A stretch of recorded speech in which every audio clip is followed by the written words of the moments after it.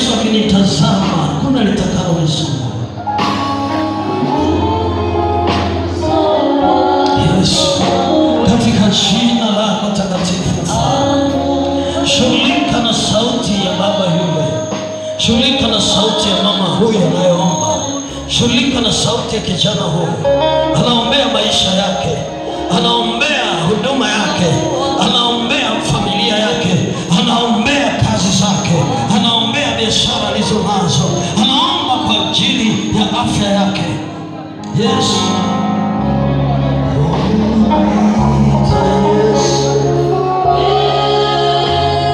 Oh Yesu,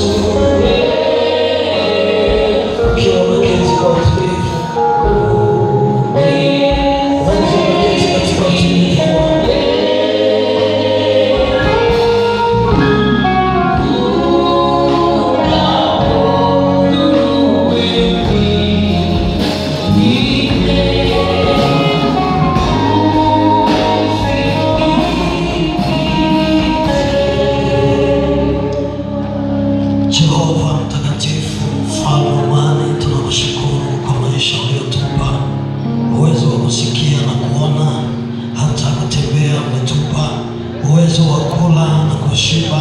umetupa uwezo wa kunusa hata harufu. Baba wako wengine hawapo katika ulimwengu huu, hawaelewi chochote. Bwana, tunasema asante kwa sisi, lakini pia hata wenzetu wasaidie, waokoe kama ulivyotukomboa sisi. Neno lako la uzima lipite kwetu, litusaidie na kutuvusha katika jina la Yesu Kristo wa Nazareti aliye hai. Amen. Bwana asifiwe kanisa. Kanisa, Bwana asifiwe. Amen.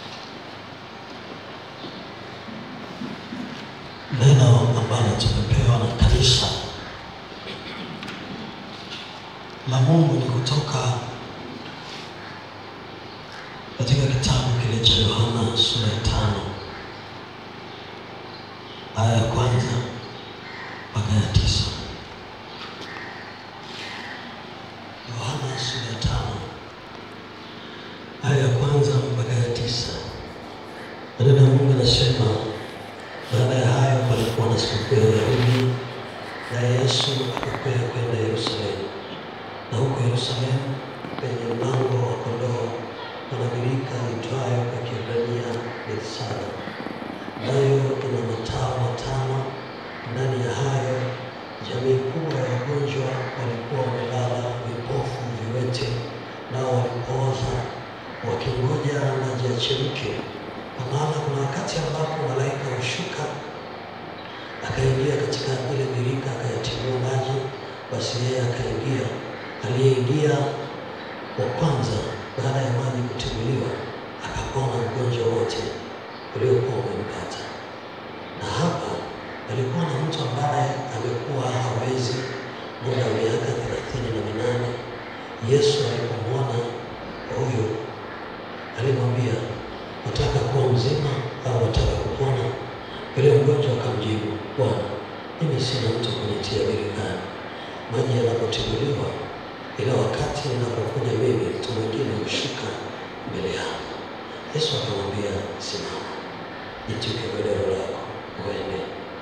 Mara yule mtu akawa mzima, akajitwika godoro lake akaenda.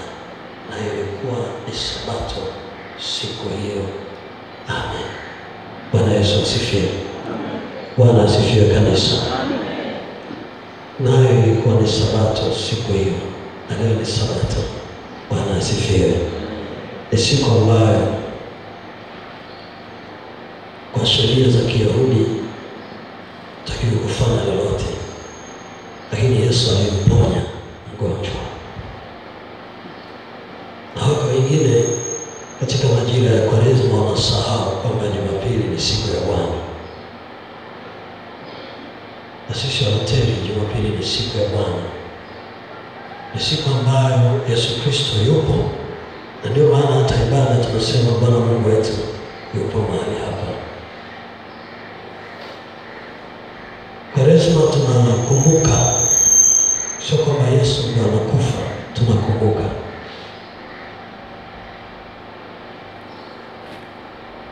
Leo tunapewa habari na wazo kuu ambalo litatuongoza katika mfumo tutakao kwa nao kwa siku hizi 7, na Jumapili tukija mbele za Mungu kwa kumshukuru. Wazo linatuambia ukimtazama Kristo utashinda matatizo yanayosumbua maisha yako. Ukimtazama Kristo utashinda matatizo yanayosumbua maisha yako. Katika wiki 3 zilizopita kwenye ibada ya katikati tulikuwa na somo linalosema maombi ya kufuta viapo vya uovu vilivyofanyika kwenye maisha yetu. Na somo hili la kumtazama Yesu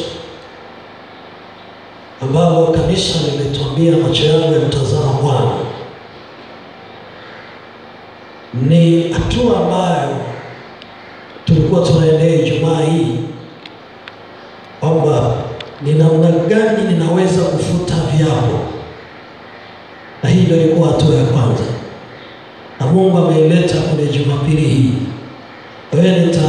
Wewe ambaye hujashiriki ile ibada ya Ijumaa ya maombi ya familia, nitakugusia kidogo juu ya maana ya viapo vya uovu. Hii kuna viapo vya baraka. Na leo Mungu anatupa mbinu mojawapo ya kuweza kuvishinda ama kushinda matatizo yanayotokana na viapo vya uovu. Kwa hiyo ukimtazama Kristo utavishinda viapo vya uovu vilivyoelekezwa kwako. Kiapo ni tamko la uthibitisho. Kiapo ni tamko la uthibitisho wa ukweli au ahadi anayoiweka mtu. Ni tamko la uthibitisho, na tamko hili linawekwa kwa yule ambaye ana mamlaka ya uthibitisho wa hilo jambo lililotamkwa. Kwa mtu anapoweka kiapo anakiweka kwa yule mwenye mamlaka ya kile kiapo. Ukiteuliwa katika mfumo wa kiserikali, serikali yetu ni nzuri, haina dini, ile inaheshimu imani za watu. Unapoapishwa kubeba wajibu na majukumu yale ya eneo lako, utaambiwa uwape kwa jinsi unavyoamini. Na unapoambiwa uwape kwa jinsi unavyoamini, maana yake kile kiapo hakihusiki na yule aliyekusimamia pale uwape, ila kinahusika wewe na yule mwenye mamlaka kuliko wewe. Kwa hiyo kama ni Muislamu utashika mstaafu, utashika Qur'an. Kama ni Mkristo utashika Biblia. Na hata ukisema wewe hauna Mungu utainua mikono, lakini naeleweka itaenda wapi? Bwana asifiwe. Hapo naongea sema mimi mpagani, lakini anainua macho juu. Sasa Mungu anakaa. Utainama ardhini, Mungu ni yule yule aliyeumba mbingu na nchi. Kwa hiyo utaweka kiapo. Ndio ukiweka kiapo unakuwa umeingia kwenye kifungo cha kutumikia ile tamko. Kwa hiyo kiapo kwa maana nyingine ni kifungo. Ni kifungo kinachofunga mwanadamu kwa Mungu, kwa miungu, ama kwa mwanadamu mwenzie. Kiapo ni kifungo ambacho unaweza kujifunga mbele za Mungu ama miungu ama kwa mtu mwingine ambaye ana mamlaka juu yako. Ndio maana hata leo wewe mtu mzee kuliko mimi ukiapa, aidha utaapa kwa vitu viwili vitatu vyenye mamlaka zaidi yako. Mmoja, utaapa juu ya ardhi, kwa sababu ardhi ina mamlaka na wewe. Ikikuita na kuita na uwezi sema chochote. Ikiamua ikupe chakula ina uwezo, na ikiamua kukunyima ina kunyima. Utaapa kwa mbingu, utaapa kwa Mungu, lakini utaapa kwa baba au kwa mama. Hakuna anayeapa haki ya shangazi. Nasikia haki ya mama, haki ya baba. Hakuna anayesema haki ya shangazi. Na hakuna anayesema haki ya shangazi hapa. Kwa hiyo kiapo chochote unachoapa umeingia kwenye kifungo. Sasa ukiapa baraka umeingia kwenye kifungo cha baraka. Biblia inatuambia alipenda kubariki, baraka zikawa karibu naye. Manake aliingia kwenye kiapo cha baraka. Lakini alipenda kulaani, baraka zikawa mbali na yeye, ila laana zikawa karibu yake. Aliweka kiapo.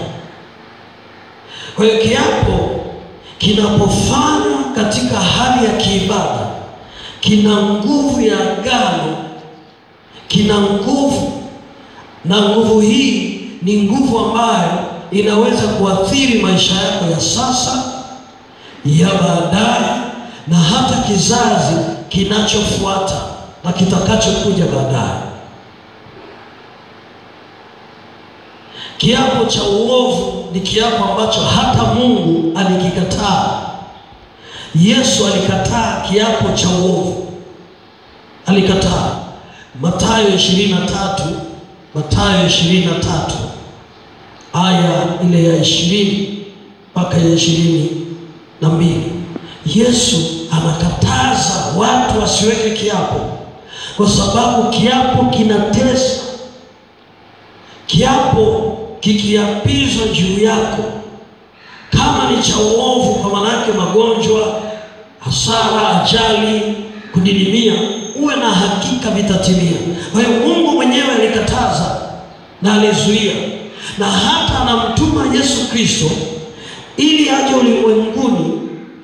Yesu alikuja kwa ajenda za kuhakikisha kwamba viapo ambavyo Mungu mwenyewe aliweka vinaondoka, na hata vile ambavyo wanadamu tulijiwekea ama tuliwaekea wengine vinafutwa kwa damu ya Yesu. Ndio maana Yesu katika injili zake anakemea sana viapo, na moja ya kiapo Yesu alichokifuta ni ile ya jino kwa jino. Akawaambia, imeandikwa jino kwa jino, lakini mimi ninafuta. Bwana Yesu asifiwe.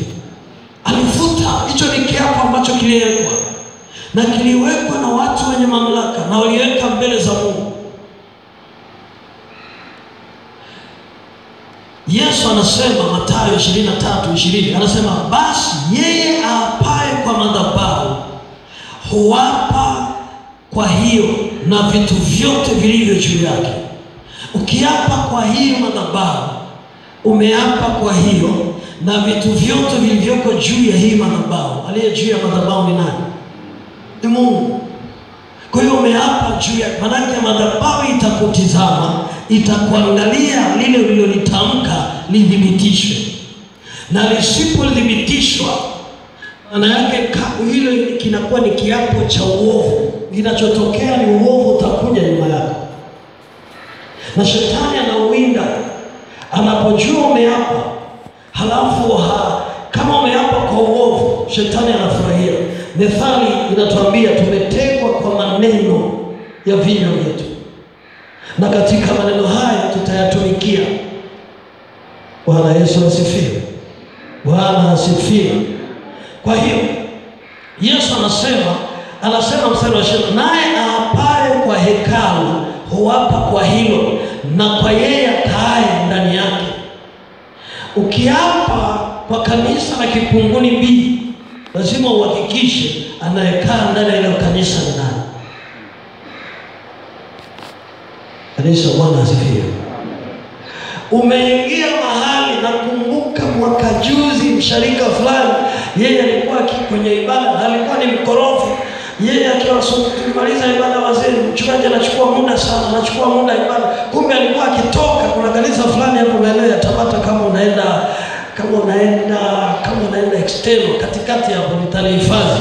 Alikuwa ndipo anakimbilia. Kumbe siku moja akawa amemuinvite rafiki yake, ameenda lile kanisa. Rafiki yake akaja kusema, mchungaji, kuna tuition zinatisha.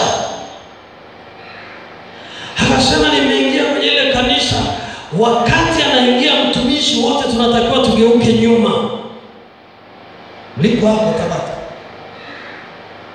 Yaani sisi wakati tunaingia tutakuwa washirika, nyinyi mgeuke nyuma, lakini siingilii kule, baadaye mtageuka, mtanikuta madhabahu. Anasema, mchungaji, niliona watu wamegeuka, kwanza nikabaki na shangaa. Mbona mimi peke yangu nimebaki natazama kule? Halafu yamezama na mimi, geuka. Nikagoma. Nikamwona amechomokea kwenye madhabahu, yaani kule nyuma kule. Amechomoka, ameinuka, tukakutana macho kwa macho. Akasema amen, watu wakageukia madhabahu. Walipogeukia madhabahu, kitu cha kwanza yule mtu alishindwa kuendelea na ibada. Akaanza kusema, kuna nguvu sio za kawaida naziona hapa ndani, zimekuja kupinga ibada hii. Wewe hapo na nakuomba uje, njoo hapa. Akasema, mchungaji, mimi sikwenda kabisa. Alipoona siendi mbele, akaamua kusema kwamba tuendelee na ibada mpaka atoke. Sasa yule rafiki yangu anashindwa kuniambia nitoke au nibaki. Wengine na hamna mtu anaongea na mwingine, ni kimya. Tumebaki tumesimama pale. Akaanzisha maombi. Alipoanzisha maombi, wale watu wote wameinama. Walioinama, mimi nimebaki nimesimama. Sasa nimeshaogopa, nimeshashinda sasa, sielewi ni Mungu yupi. Naogopa nisije nikasujudia. Nilipoona wameinama hawainuki, nikaa natazama pale. Ukapita mwanga ukamulika. Yule nabii akainuka tena. Alipoinuka akanitizama. Aliponitizama akasema amen, akainuka.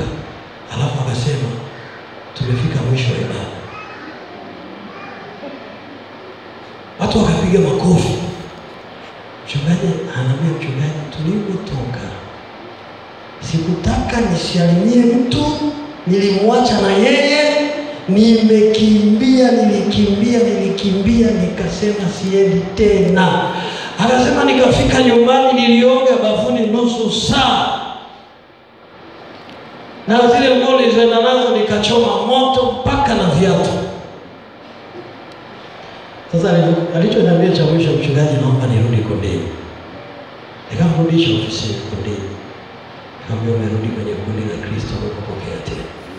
Lakini ndio shuhuda alionipa kwamba kuna tuition. Sasa Yesu anasema naye apae kwa hekalu, awekaye agano katika hekalu, ajue kwamba ameweka kiapo na yule akae katika hilo hekalu. Unaingia kwenye kanisa tu, hujui msingi wake ni wapi, hujui hata historia yao ya kuwasimika wachungaji, hujui hata hujawahi ona siku wanawasimika wachungaji, watumishi wao, hata hujui. Yaani mtu ameibuka tu, unaingia na wewe unaingia pale unasujudu, unaingia pale unafunga na ndoa, unaweka na agano, unabatiza na mtoto. Yule anasema ujue na huyo wa hilo hekalu ni nani. Mwisho wa siku yanaanza kukuandama. Nataka nikupeleke vizuri. Huyu mtu anayekutana na Yesu kwenye kisima, amefika mahali imani yake ameacha kumtazama Kristo, ametizama maji, akajua maji ndio uzima wake. Anamwambia Yesu, hakuna aliyenipeleka birikani. Wako ambao wakija wanatumbukia wanakuwa salama. Haya maji mimi ndio kinga. Yesu akamuuliza, unataka kupona? Mwambie jirani yako, unataka kuokolewa? Tazama Yesu. Bwana asifiwe. Bwana asifiwe. Yesu anamwambia vizuri, unataka kupona? Maana yake Yesu anamhamisha, anamtoa kwenye fikra za tisheni, anamtoa kwenye fikra za kuwaza maji,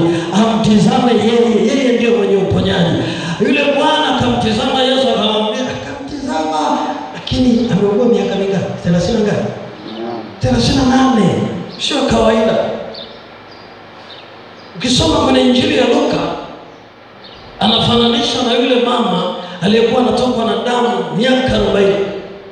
Na Biblia inasema alikuwa na uwezo wa fedha na kila kitu, na alienda kwa kila imani, akatumia mpaka waganga kupona. Kiapo cha uovu kikiwekwa juu yako haking'olewi. Bila Yesu, Bwana Yesu asifiwe, bila Kristo hakitoki. Yesu anamwambia nitizame, na huyu bwana anapomtazama Yesu, Yesu anamwambia sasa jitwike godoro. Unajua alishangaa, anamwambia miaka 38 ananiambia nijitwike godoro nisiingie kwenye maji. Hata leo hapo waumini wakija pale, ukimwambia basi hebu kamata huo msalaba, alafu mwambie Mungu unachotaka. Na mshirika anaondoka sasa, mchungaji mimi hajaniombea. Kaje nikwambie, Mungu unapomtizama umeamua kuhamisha imani yako na kuipeleka kwake. Ukimtizama na yeye anakutizama. Anapokutizama anaangalia ndani yako. Anapoiona imani na lile tatizo lako, analitatua pale pale. Kanisa, Bwana asifiwe. Na hiyo ndio mbinu ya kuondoa viapo vya uovu. Viapo vya uovu vimetesa maisha ya watu.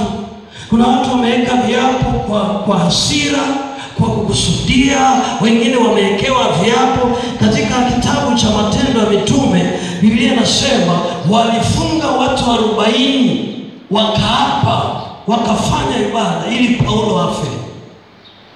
Hebu jiulize, wale wangapi wanafanya ibada tena wameweka viapo ufe? Basi kwa sababu kazi zako zinaharibu mipango yao, kwa sababu ya wivu, kwa sababu ya hasira, kwa sababu ya chuki, wakafunga, wakaapa ili Paulo afe. Lakini Paulo alisimama na Yesu. Bwana asifiwe. Bwana asifiwe. Wakamtazama Yesu. Walipoona hajafa wakamkamata, wakamweka gerezani. Biblia inatuambia katika kitabu kile cha Matendo 16:25 hadi 26, walipoona hafi wakamkamata, wakamtia gerezani yeye na Sila. Paulo akamtizama Yesu, akamwambia Sila, hapa tumtizame Kristo. Wakasifu, wakaabudu. Walipoabudu, milango ya gereza ilipasuka, ikafunguka, kuta zikafunguka, wakawa huru. Nataka nikwambie asubuhi ya leo, damu ya Yesu utakayoshiriki leo, Kristo anasema itawapatanisha na yeye aliye juu, nanyi mtawekwa huru na mtakuwa huru kweli kweli. Kama kuna kifungo ambacho kimekufunga cha viapo vya ukoo vya ufamilia, leo vinaenda kupasuka kwa jina la Yesu. Paulo na Sila waliomba, Paulo na Sila waliomba, milango ya gereza ikafunguka, milango ya gereza ikafunguka. Kiapo kinabeba, kama ni kiapo cha baraka, kiapo cha baraka kinabeba baraka. Kiapo cha laana kinabeba laana. Hesabu 32. Hesabu 32. Naomba uandike, sitasoma lakini uandike, utaenda kusoma nyumbani. Hesabu 32. Biblia inasema ukiapa utagharamika kwenye yale maneno uliyotamka. Kwa kila kiapo utakachokiweka utagharamika katika yale maneno uliyoweka. Kama uliapa na ukasema, na wengi tumefanya. Yule mtoto juzi amevunja glasi, ameenda shule, umelipa, amerudi, amekuwa wa pili kutoka mwisho. Ukasema wewe mjinga, yani sijui hata kwenye maisha yako utafanikiwa. Ujue imeenda. Kanisa, Bwana asifiwe. Kama ulifanya hicho kitu, kafute, kwa sababu imeenda. Yani hiyo Biblia inasema mmetegwa kwa maneno ya vinywa vyenu, na mtatumikia kila neno mlilolitamka kwa ajili ya wengine. Kanisa, unielewa.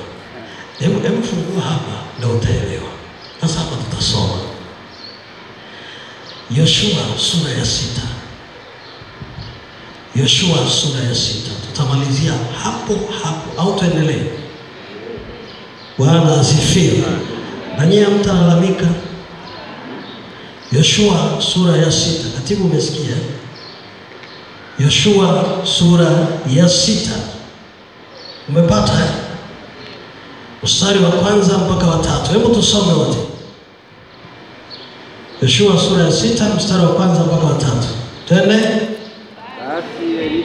Ulikuwa umefungwa kabisa kwa sababu ya wana wa Israeli. Hapana mtu aliyetoka wala hapana mtu aliyeingia. Bwana akamwambia Yoshua, tazama, nimeutia Yeriko katika mkono wako na ufalme wake na mashujaa wake. Nanyi mtauzunguka mji huu, watu wote wa vita, mkiuzunguka mji mara moja. Fanya hivi siku 6. Sasa nataka nikwambie hapa. Bwana Yesu asifiwe. Bwana asifiwe. Hapa tunaambiwa hivi, hawa watu waliambiwa hii nchi ni ya kwenu na nataka niwape, lakini lazima muichukue, muwapige, na ili kuwapiga kanuni ya kwanza lazima muzunguke siku 6 bila kuzungumza. Waliambiwa kimya. Ile siku ya 7 mtapiga tarumbeta na kelele za shangwe, ukuta utapasuka. Kwa hiyo siku 6 wanazunguka mabugu. Sasa mji wa Yeriko ni kilomita za mraba, sikuangalia kwenye nani hii, lakini ni sawasawa na kuizunguka. Ukonga imeishia wapi? Jimbo la Ukonga linagawanywa, si ndio? Liko mpaka kule kwetu Msongola. Ni kuizunguka Ukonga, upite ukatize Chanika, upasue, uzunguke siku 6 bila kuongea. Hivyo nadhani ilikuwaje? Ilikuwa nyepesi. Kuna watu nyayo za miguu zilivimba, zilipasuka, wengine walikufa, wengine walikuwa vilema, wengine walipoteza watoto, wengine walikanyagwa. Ni taifa linazunguka. Siku ya 7 wakapiga tarumbeta, Mungu akawapa mji, wakaumiliki. Hii inafanana na wewe. Umepambana kwenye maisha, umempata mtoto, umesomesha vizuri, amepata kazi. Ule mwaka wa kwanza hajajijenga sawa sawa, bado anapambana, anajitafuta tunasema. Hajakutumia, unainuka baba na hasira. Nimesomesha, nimehangaika. Mama naye anainuka, baba anainuka kwa hasira. Nimesomesha, nimepambana. Na nini? Tuone kama utafurahia hiyo kazi. Mama naye anainuka. Nimesomesha toto hili, mchungaji hamna kitu, mwaka maisha hajatuma hata sabuni. Na tuone hali zaitampa furaha. Ngoja nikwambie, hali hizi inaandika kama alivyosema mama yake, kama alivyosema baba yake, inaandika. Hutakaa utegemee huyo mtoto atakaa apate furaha. Hata siku akimaliza ule mwaka akasema sasa nimemaliza mwaka, nimejijenga, ngoja nikumbuke wazazi. Hata akikumbuka bado atateseka, kwa sababu kile kiapo yule mzazi hajakifuta, yule baba hajakifuta, kinatafuna mtoto. Sasa angalia, twende mstari wa 26. Yoshua hiyo nataka usome wewe muumini, ili leo unaposhiriki damu ya Kristo ufahamu kwamba Mungu alisema damu hii ni kwa ajili ya upatanisho, ni kwa ajili ya kuturejesha, kwa ajili ya kufuta kila kiapo cha uovu. Mstari wa 26, Yoshua 6. Hebu tusome pamoja. Naye Yoshua akawaapia. Mbona tunasoma kwa uoga? Tusome kwa sauti. Naye Yoshua akawaapisha kiapo wakati ule, akasema, na alaaniwe mbele za Bwana mtu yule atakayeinuka na kujenga tena mji huu wa Yeriko. Ataweka msingi wake kwa kufiliwa na mzaliwa wa kwanza wake, tena atayasimamisha malango yake kwa kufiliwa na mtoto wake mwanamume aliye mdogo. Aliwaapisha mbele za nani? Za Bwana. Hasira. Yoshua alitamka kwa hasira, kwa tabu ya kupata ule mji.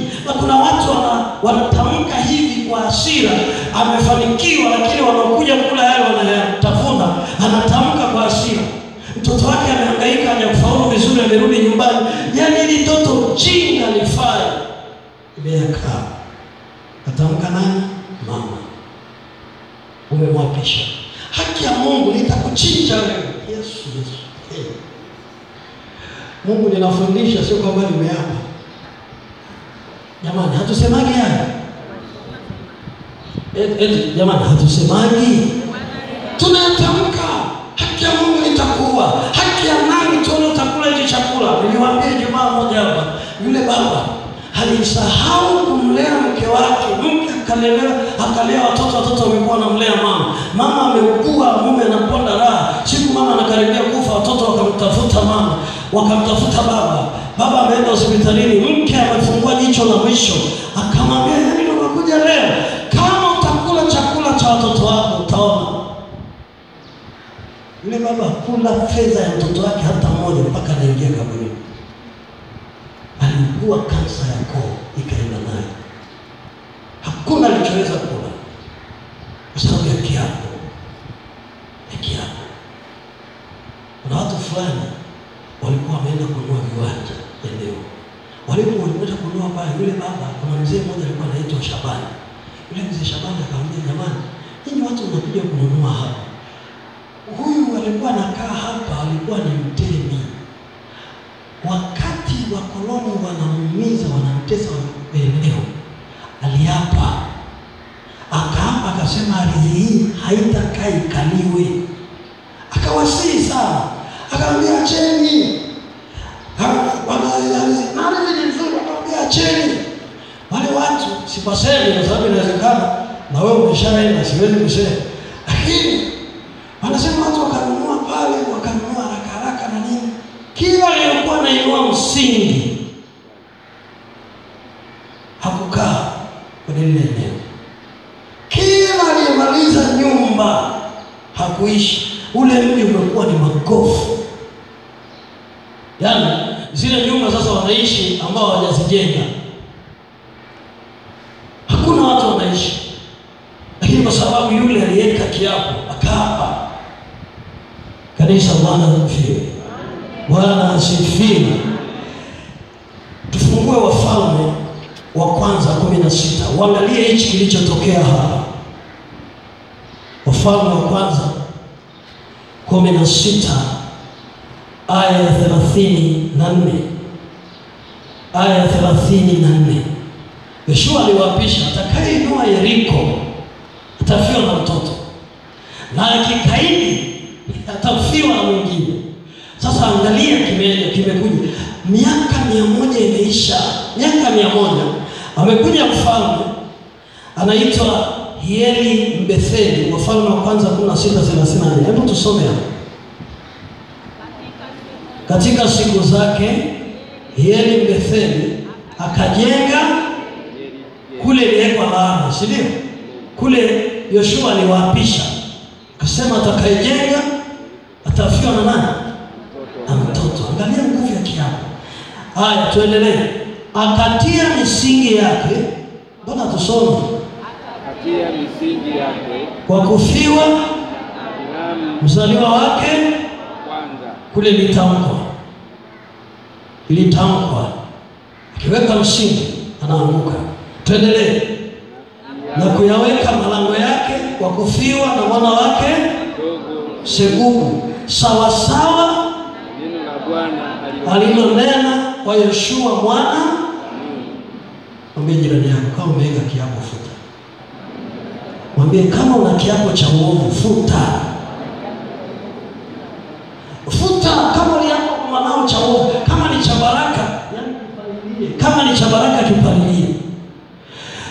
Labani pamoja na uganga wake, Biblia inasema alikuwa kila asubuhi aliwabariki watoto wake na kuwabusu. Ni mganga huyo. Sasa wewe ambaye kwa mganga huendi, kanisani huendi, sasa sijui unafanya nini? Hakikisha utazame Yesu. Kanisa, tazame Yesu. Uwe salama. epuka kuweka viapo vya uovu. Angalia maisha yako sasa yanateswa na nini? Angalia. Mimi nina shuhuda hii, unafungia hapo. Ushuhuda huu ni wa kweli. Pale Kibosho pale. Kuna familia moja. Yule baba alikuwa ameenda Marangu eneo fulani la Kilema. Alienda kule. Alipoenda kule, bahati mbaya alifika usiku. Vijana walizani ni kibaka wale wasurusumu, wakamshushia kibara. Yule baba alikuwa ni mtumishi tena mzee wa kanisa. Alipigwa, bahati nzuri ikatokea polisi walikuwa wanapita doria, wakamsaidia. Wakamtizama ndani, wale polisi mmoja anamfahamu, akasema, "Wewe si mzee Masawe? Kwani vipi mzee? Tena jamani, mzee wa kanisa amekwaja, sisi mmekosea." Yule mzee alikuwa amezimia, alipopata fahamu akajishika hivi, akaona damu, akaiweka chini, akachukua damu akapaka chini, akasema, "Na asitokee mwanangu akaoa Marangu." Sasa sio kwa Masawe, nimetumia mfano, siwezi kusema. Akasema kabisa, mwezi amini, mwanae wa mwisho akapata mchumba maeneo yale baba aliyopigwa. Kumbe baba akasema, "Kwa damu hii iliyomwagika asiwepo atakayeoa." Lakini hakusema asiwepo atakayepata mchumba wa lile eneo. Kwa hiyo mchumba alipatikana, lakini asioe. Mtoto yule ameenda mpaka siku ya harusi, bibi harusi kakataa madhabahuni. Kakataa kabisa. Wamekuja, wameenda wajukuu naye kule, wameenda Ngoma, mpaka wajukuu wameenda Ngoma. Yaani wajukuu nao wamepata, yaani wanaelekezewa kule wamepata, hamna. Ndio yule askari amekuwa mtu mzima. Siku hiyo yuko naye amerudi kwao Kibosho. Akaona ile familia inaenda kufunga ndoa, yaani mjukuu mwingine na mtu wa kule. Akauliza, akasema, "Mungu wangu, hii haitafungika." Hajamaliza pale viti pale akakataa. Akawaambia, "Nyinyi, baba yenu alipigwa, nakumbuka. Alikuja na majeraha, alikuwa maeneo fulani. Aliweka ile damu chini, akasema, acheni. Otherwise rudi kule ukapatanisha." Kaongea na wazee wa kijiji wapatana. Tenda kwenye Yeremia 22:29. Ili ujue wiki hii tunapoenda kufunga, mtizame Yesu. Ndugu, angalia pale kazini kuna matatizo unayapata. Wala sio shetani. Mengine ni viapo. Pengine ulijiwekea mwenyewe ama Mungu yako kwa sababu kuna mahali ulifanya mistake, ama kuna watu waliweka juu yako na ilifanyika ibada na wewe ujui, na kila siku Kristo anasema mtazame, unashinda. Yeremia 22:29-30. Yeremia 22:29-30. Andika na Ayubu 18:19, alafu andika Yeremia 10:21. Yeremia 10:21. Yeremia 22:29-30. Biblia inasema hivi: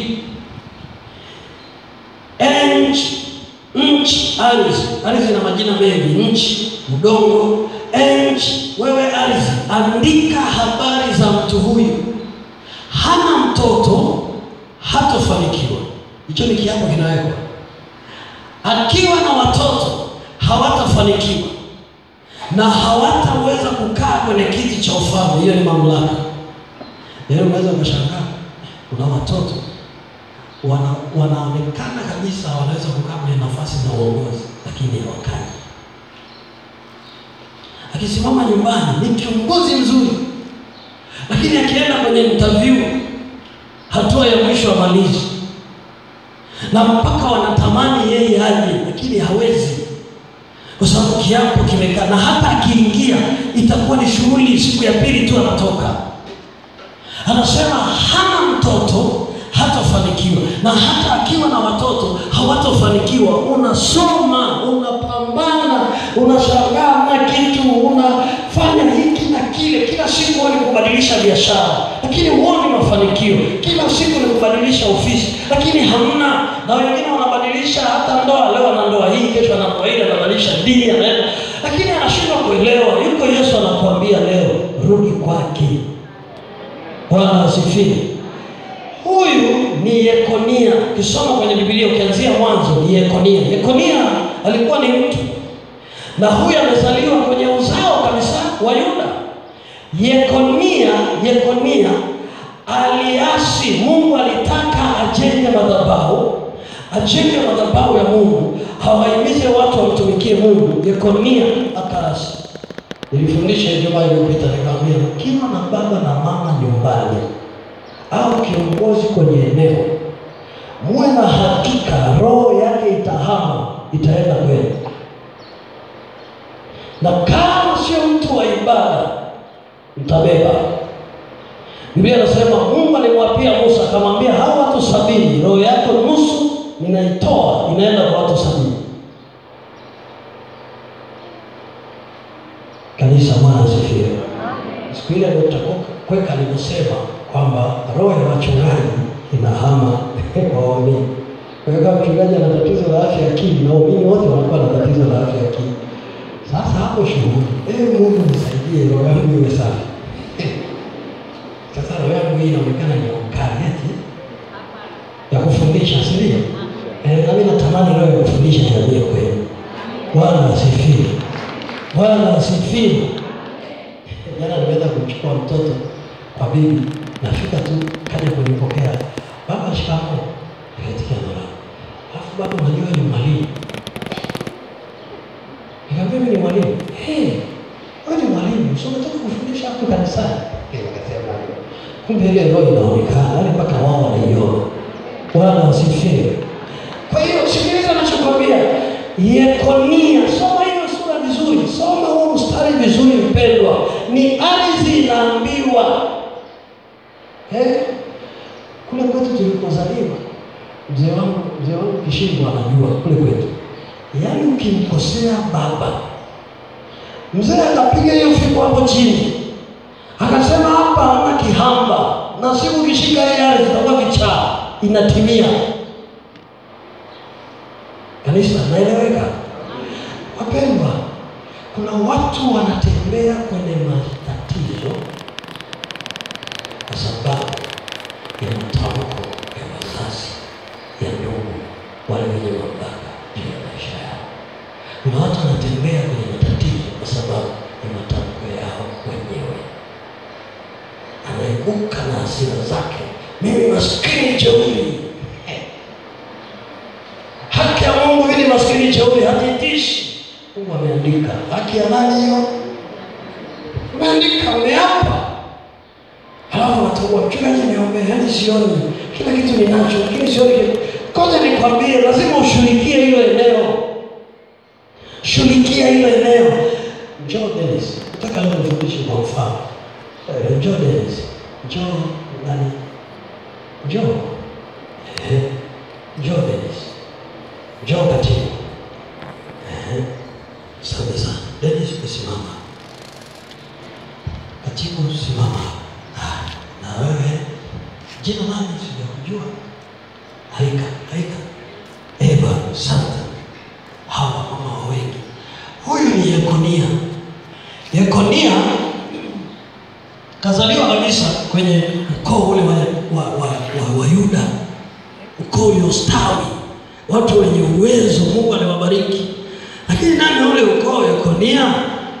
Yeye hakufuata maagizo ya ile familia ya Mungu, kwamba hakikisha madhabahu imelindwa, imejengwa, iko sawa sawa na watu wanaabudu Mungu.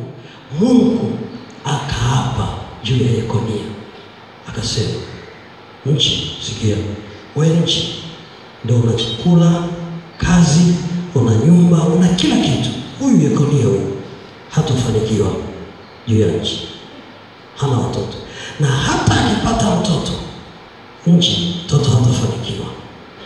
Na hata huyo mtoto akitaka kuwa kiongozi, hata kuwa kiongozi katika ufalme wa mamlaka yoyote. Yekonia akaoa, ni mfano. Mfano. Ni mfano. Yekonia akaoa. Huyu Eva, na jina lake la mama wa wengi, hajui kwamba Yekonia Mungu amewekea kiapo kwamba hata akipata watoto hawatafanikiwa. Eva ameshaweka target, kapata mzaliwa wake wa kwanza, anasema mwanangu atakuwa rubani. Anapambana kusomesha awe rubani, mtoto anamwambia mama, mimi nitaendesha daladala. Pambana wewe, mtoto anafika kule, mchungaji, mimi bwana mama analazimisha niwe rubani, lakini mimi wito wangu ni daladala. Nahitaji daladala mchungaji, naomba ongea na wazazi. Sisi tutakuja tutashukuru. Ukimpeleka kwenye pilot kule anachomoka, anarudi unamkuta yuko kwenye daladala. Mungu ameweka nini? Kiapo. Hawa akaendelea kuomba. Huyu baba ameshafungwa na kiapo. Kiapo ni kifungo, kinafunga nafsi. Kimemfunga nafsi, hawezi kufunguka, hawezi kuelewa. Ayubu alifungwa nafsi. Ayubu sura ya 3, andika hiyo na kuongezea. Alifungwa na kifungo cha kiapo. Alipoapa akasema, ilaaniwe siku niliyozaliwa, majira niliyozaliwa, ule mwezi uwe giza. Alifunga, hakuona mafanikio tena. Ile sura ya 42, Ayubu anakuja kutazama Mungu. Mungu anamfunua, anamwambia umenitazama, umeniona, sasa nitakurejeshea vyote. Mwambie jirani yako, mche Bwana. Mwambie mche Bwana. Bwana asifiwe. Sasa Yekonia akaendelea na maisha, wakapata watoto. Walipopata watoto wale, watoto hawana kufanikiwa. Mama akaendelea kupiga goti, akaotoka mtoto mmoja tu, tena wa saba. Biblia inasema mtoto wa saba anaitwa Shealtieli. Ametajwa mpaka kwenye uzao wa Yesu. Mathayo sura ya 1 ametajwa Shealtieli. Shealtieli ndio akaibuka.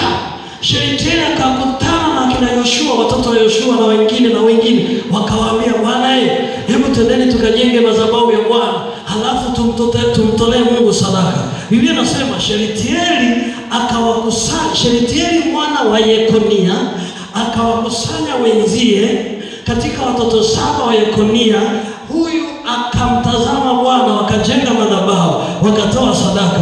Mungu akasema, hakika nimeiona sadaka yao, na sasa nimefuta kiapo changu, na wao watakuwa warithi. Hapo tukapata Yesu Kristo aliyetoka katika uzao wa Yuda. Soma Injili ya Mathayo 5. Kwamba laana inaenda kizazi hata kizazi. Futa. Mungu anamtuma Yesu kwa ajili ya jumuisho na kuondoa laana na viapo tulivyoviweka.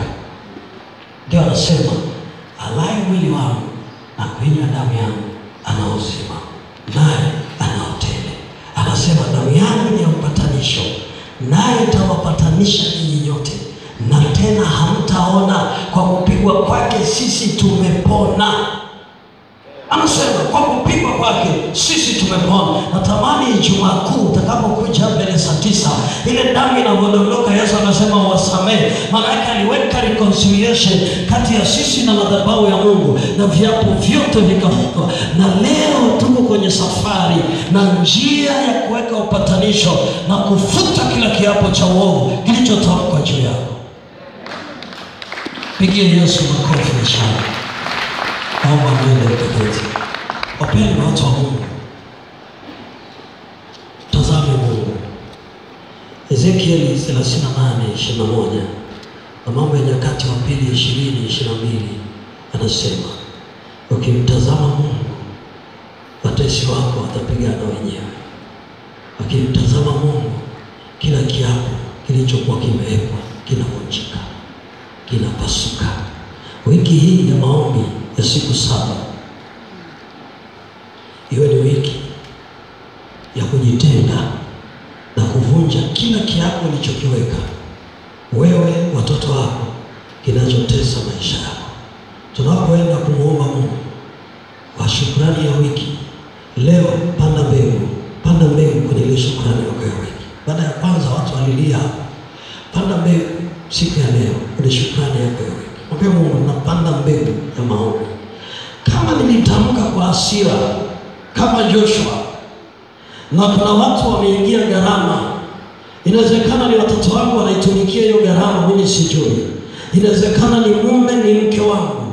Inawezekana wazee wetu waliweka na tumikia hiyo gharama. Ninaomba sadaka hii, kama Mungu alipomtoa Kristo, na mimi natoa, ikafanyike kuwa damu na mwili itakayoleta upatanisho na madhabahu yako, ili kila jicho lako litakaponitazama isikae katika matatizo. Huyo mtu alimtazama Yesu. Kwa miguu yako, kwa sadaka yako, amua mwenyewe. Tunaenda kumwambia Mungu, na unaomba mwenyewe. Wewe unajua nitamka nini? Ile kazi uko kwenye kazi ni ngumu, umetamka hii kazi ni ngumu, sijui kama nitafika mwezi wa 6. Wewe nani amekwambia? Biblia inasema jifanyie kazi, alafu unatamka sijui nitafika mwezi wa 6. Sema nitamaliza miaka 60 na ikuzalia matunda. Kwa nini uweke kiapo cha kukutesa? Kwa nini unasema hii shule ninasoma? Weka kiapo cha baraka, weka kiapo cha neema, weka kiapo cha Kristo.